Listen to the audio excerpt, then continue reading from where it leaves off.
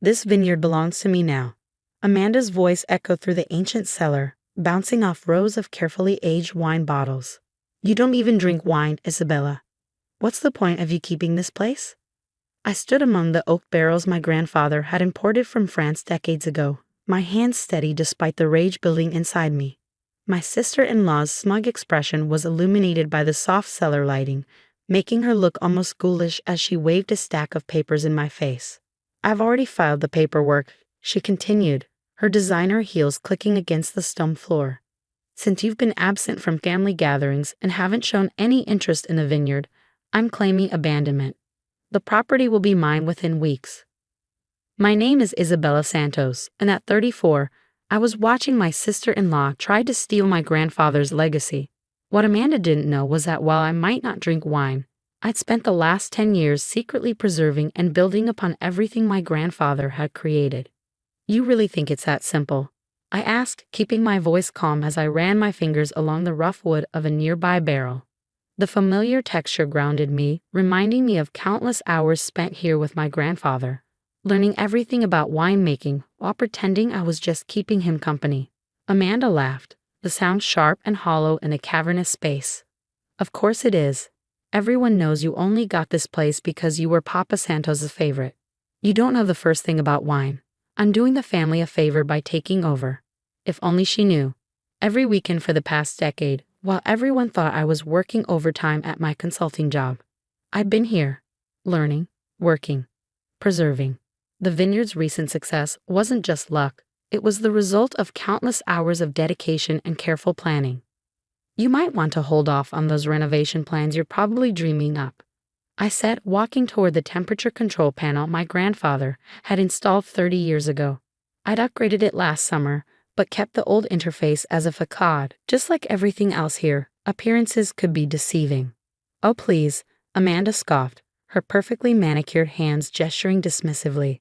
I've already spoken to developers. This place needs modernizing. Those old methods you and Papa Santos clung to are outdated.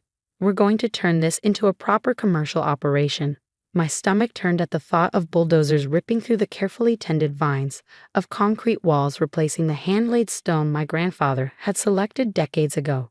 Each grape variety had been chosen specifically for this soil, this climate, this terrain. Amanda saw dollar signs. I saw my grandfather's dream. Did you ever wonder, I asked, moving toward the small office tucked away in the corner of the cellar, why Papa left the vineyard to me instead of your husband, or you, or anyone else in the family? Amanda followed, her heels echoing more urgently now. Because you manipulated him, obviously, always playing the perfect granddaughter, pretending to be interested in his boring stories about soil composition and grape varieties. I couldn't help but smile as I unlocked the office door.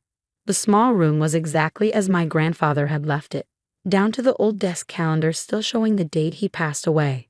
But the computer humming quietly in the corner was new, as were the certificates framed on the walls. What's all this? Amanda demanded, stepping closer to read the frames. This, I said, gesturing to the first certificate, is my degree in viticulture and enology from UC Davis. I completed it online while working overtime at my consulting job. And these, I pointed to a row of awards, are the medals our wines have won over the past 5 years under my management. Amanda's face paled slightly, but she quickly recovered. Anyone can hang fancy papers on a wall. It doesn't prove anything. I sat down at the computer, typing in my password. You're right, but the Heritage Registry does. You see, 3 years ago, I registered this vineyard as a protected historical estate. Every grape variety, every building, every production method is documented and legally protected. You can't change a single stone without approval from the Heritage Committee. You're lying, Amanda hissed, but I could see the uncertainty creeping into her expression. I'm not. And there's more. I pulled up the vineyard's financial records, decades of careful documentation my grandfather had kept, seamlessly merged with my own digital systems. Every bottle we've produced, every sale, every award, it's all here, along with proof that I've been actively managing this vineyard for the past decade. The color drained from Amanda's face as she looked at the screen. Years of production data, sales figures, and international recognition scrolled past. Our small vineyard hadn't just survived, it had thrived, all while maintaining my grandfather's traditional methods. But you don't even drink wine, she sputtered, her earlier confidence crumbling. No, I don't, I agreed, standing up. But Papa taught me something more important than tasting wine. He taught me about legacy, about preserving what matters. Every weekend I spent with him here, every story about soil and grapes and weather patterns, it wasn't just about wine. It was about understanding what makes something truly valuable. I picked up a bottle from my grandfather's last vintage, one I'd been saving for a special occasion. You see this? Papa made this the year before he died. He knew he was sick, knew he wouldn't see another harvest, but he still took the time to teach me everything he knew. Not because he expected me to drink it, but because he trusted me to protect it. Amanda stood silent, the papers in her hand forgotten. Through the small window, I could see the sun setting over the vineyard, casting long shadows across the rows of vines my grandfather had planted with his own hands. The Heritage Registry will be contacting your lawyer tomorrow, I said quietly. I suggest you withdraw your claim before things get complicated. This vineyard isn't just property, Amanda. It's a legacy, and I won't let anyone destroy that. She opened her mouth to argue, but the sound of footsteps on the cellar stairs stopped her. Martin, our master vintner who'd worked alongside my grandfather for 30 years, appeared in the doorway. Miss Isabella, he said, nodding respectfully. The new batch of Cabernet is ready for your inspection, and the Heritage Committee called. They'd like to feature our traditional methods in their next publication. Amanda's face flushed red as the reality of her situation sank in. Without another word, she turned and stormed out, her heels clicking furiously against the stone floor until they faded into silence. I picked up my grandfather's old ledger, its pages worn smooth from years of use. Inside the cover, he'd written a note to me just before he died. To my dear Isabella, sometimes the finest things in life aren't meant to be consumed, but preserved. Guard this legacy well. And that's exactly what I intended to do. The morning after my confrontation with Amanda, I arrived at the vineyard to find her Mercedes parked in the gravel driveway. She wasn't alone, my brother Michael was with her, his face red with anger as he stormed toward me. What's this about you threatening legal action against my wife? He demanded, waving his phone at me.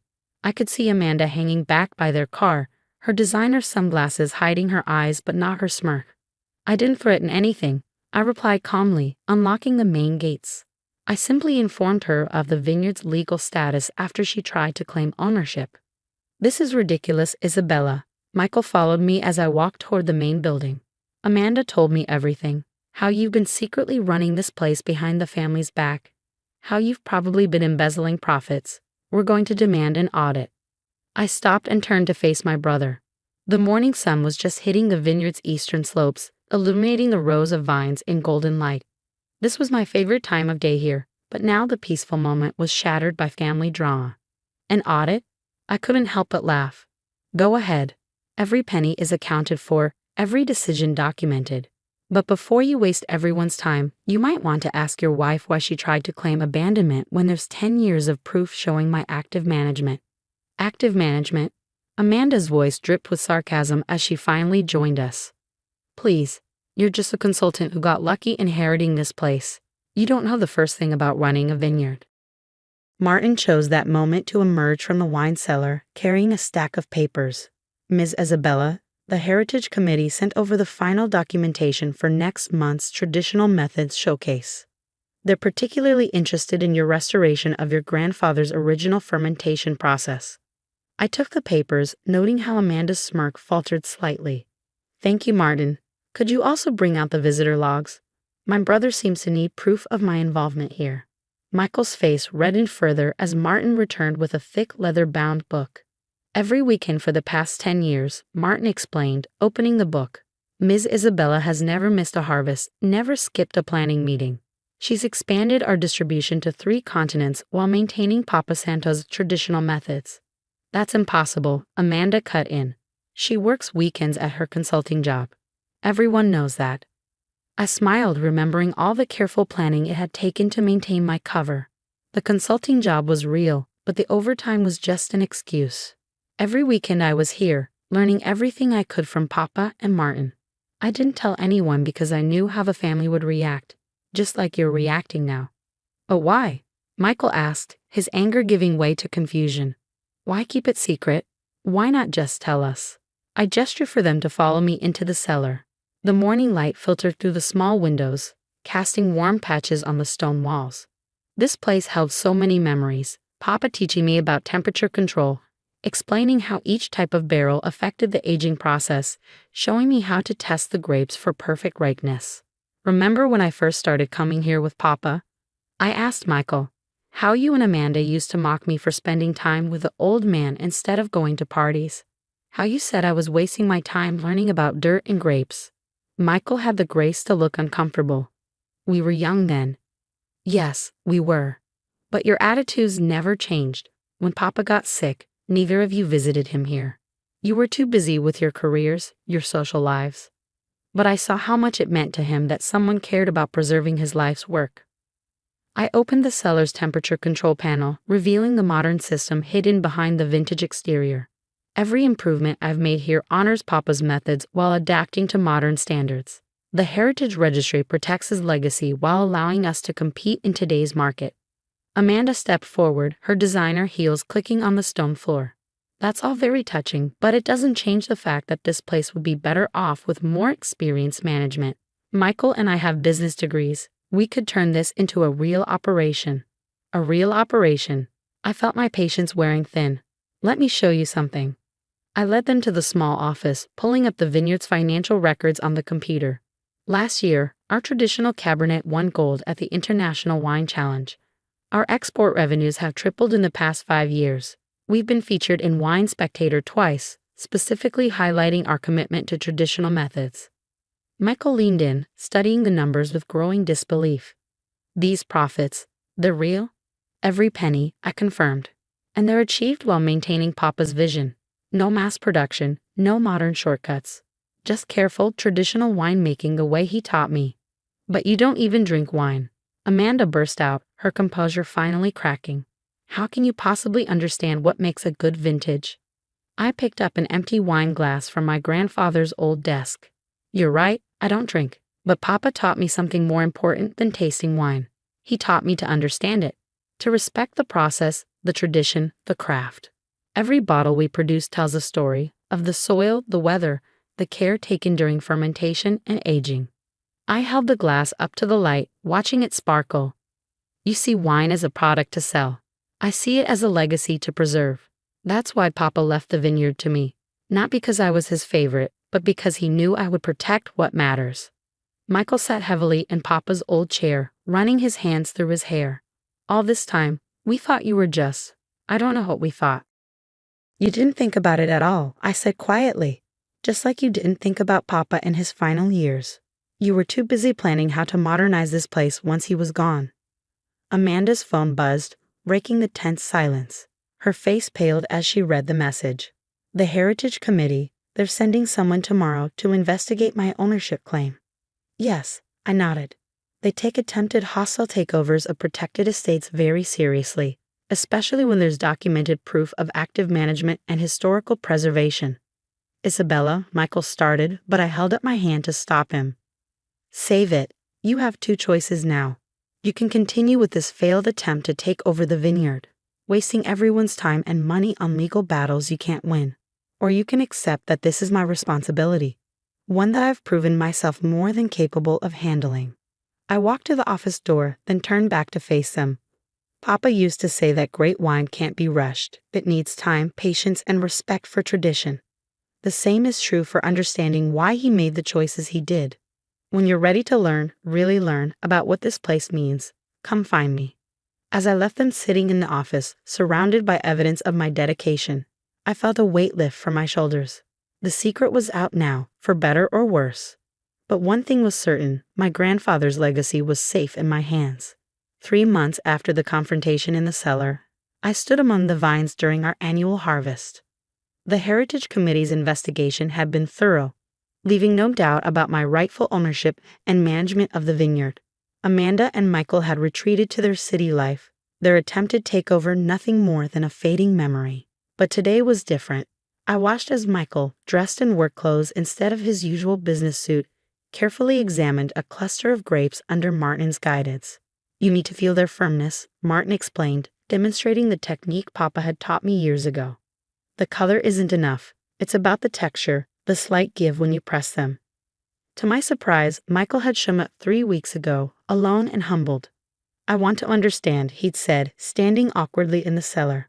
I want to know what Papa saw in this place, what he taught you. Now, watching him learn the basics of harvest selection, I saw glimpses of the brother I'd known before ambition and Amanda's influence had changed him. Isabella, he called out, holding up a cluster. Is this what we're looking for? I walked over, examining his selection. The grapes were perfect, just as Papa would have chosen them. Exactly right, you're getting better at this. His face lit up with genuine pride, so different from the arrogant confidence he'd shown during the attempted takeover. I never understood before, he admitted, carefully placing the grapes in his collection basket. All those years, I thought Papa was just stuck in the past with his traditional methods. But there's a science to it, an art. That's what he tried to teach us, I said, leading him to the next row. Every decision here is based on generations of knowledge. The modern world hasn't made these traditions obsolete, it's made them more valuable. As if to emphasize my point, a small tour group emerged from the main building. The Heritage Committee's feature on our traditional methods had sparked interest from wine enthusiasts and historians alike. We now hosted weekly tours, sharing Papa's legacy with people who truly appreciated it. Ms. Isabella, one of the visitors, called out, "Would you mind explaining why you chose to maintain the original fermentation process instead of upgrading to modern equipment?" I smiled, launching into the explanation Papa had given me years ago.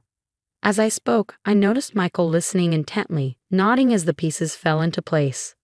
Later that evening, as the sun set over the vineyard, Michael and I sat in Papa's office. The harvest logs were spread across the desk, his neat handwriting joining Papa's careful records. "Amanda served me divorce papers yesterday," he said quietly, tracing the edge of an old wine label. "She said I'm choosing dirt and grapes over our future." I waited, letting him continue. "The thing is," he went on, "being here these past weeks, learning what Papa taught you, I finally feel like I'm part of something real, something meaningful. Amanda never understood that." I reached into Papa's old desk drawer and pulled out a sealed envelope. "He wrote this for you," I said, handing it to Michael. "Asked me to give it to you when you were ready to understand." With trembling hands, Michael opened the letter. Papa's familiar handwriting filled the page. "My dear Michael, if you're reading this, you finally found your way back to the vines. I always hoped you would.